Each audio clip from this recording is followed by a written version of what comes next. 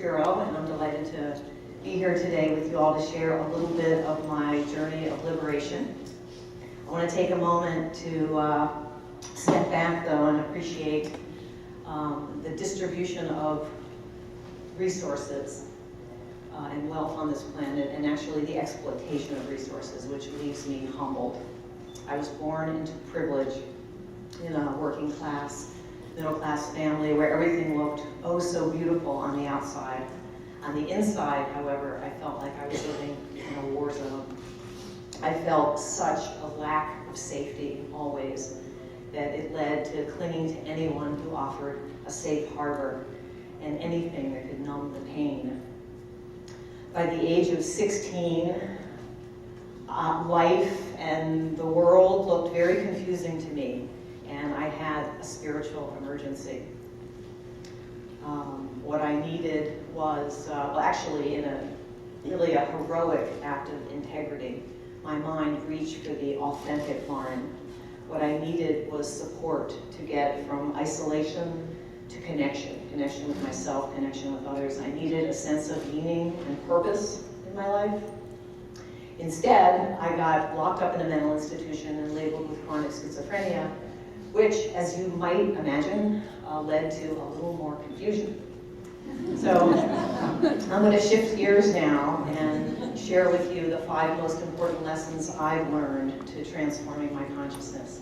Lesson number 1 was when a well-known mental health advocate said, "Lauren, there was never anything wrong with you."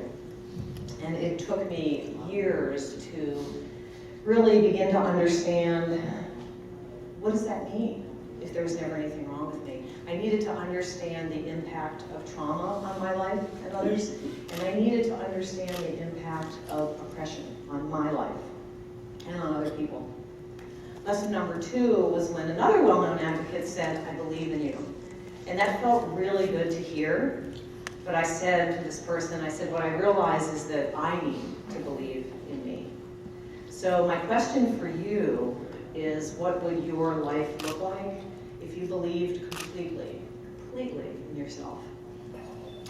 Lesson number 3 happened at an international workshop on healing from war.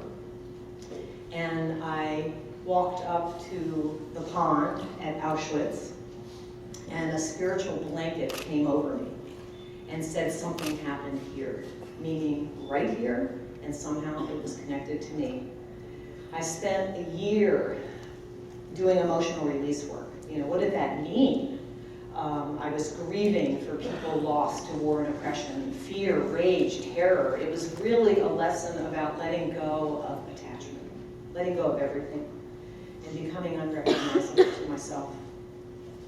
Lesson number 4 was actually last year. I went back to that pond at Auschwitz in the workshop, and the support group leader on the last day of the workshop, she said to me, "You found them." And the lesson here was that my heart, when she said those words, my heart, there was a little bit of pressure on my heart before my mind realized that that was true, that I had found my family buried in that pond at Auschwitz.